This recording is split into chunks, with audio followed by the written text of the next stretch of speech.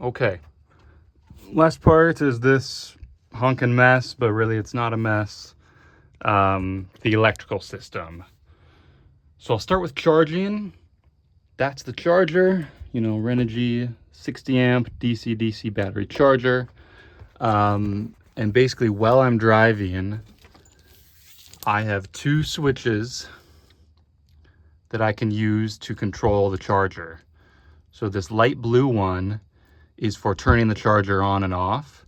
You know, this X is on, and that's how I turn the charger on and off. And then this blue one is for current limiting.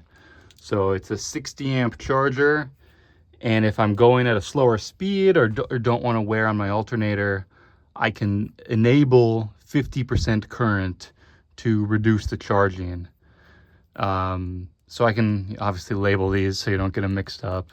But basically, you know, I didn't mount these super nicely, but you could mount them somewhere. I just kind of hung them up on this curtain I installed right there. So that's charging. You charge while you drive. I like to do it at highway speeds when I'm using the full 60 amps. Here's the battery, big battery. So it's a 12 volt battery, and it's Chins brand, 285 amp hour. I don't know where it says that. But yeah, nice thick cables, so less voltage loss over to here. We can have a whole discussion on this so I don't leave you high and dry. But really, I've had no issues with this electrical system. It's been pretty solid this whole time. So everything is properly fused. And here's my other fuse box for the 12 volt. And I can give you spare fuses and whatnot. Here's the inverter, big inverter. That feeds to that outlet I have right there. And you can just see the plugs right there. One nifty thing I did add to this is a switch. So normally you would have to toggle this switch right here to turn it on. But when I put it in remote mode, I can simply toggle this switch here to turn it on. So when it's under my bed, this one is really useful, this inverter switch. You asked about solar.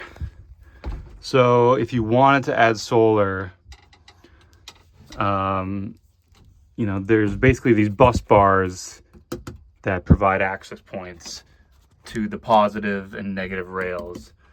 You can see it's already starting to get crowded. But if you're an electrically inclined person, I believe you could add solar to this system. It just is going to take extra wiring. And then here is just kind of my main switch. So I actually have two batteries in the system.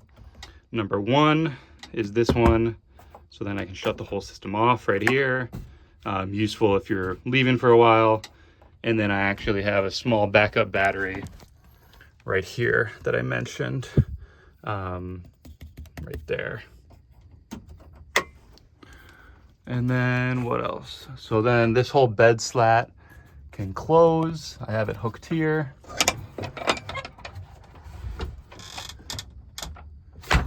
So now it's back in bed mode right here. And real quickly, I'll just run through this control panel here. So as you can see, I have lights. I have 5 total. They're just LED puck lights. But what I have is a small dimmer right here to dim them. And that's useful at night. You know, I can just put the lights down low and read a book or something. And then full blast when I'm working in here or something. So that's the dimmer. Here's the fan lift. I talked about that. So I can close that right now.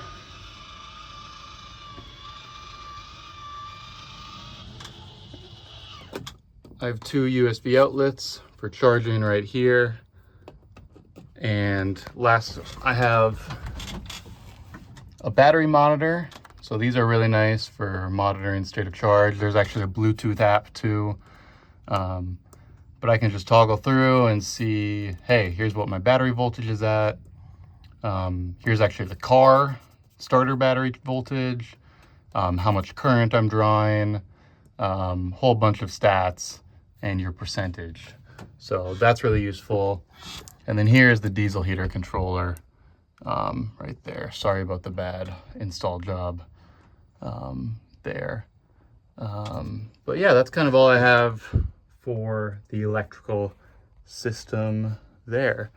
As you can see, you know, it may not be the cleanest, but I can probably put some more cords here to strip out unneeded wires.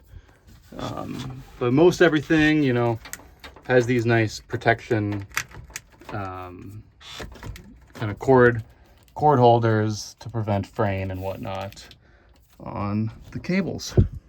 So yeah, that's the electrical system.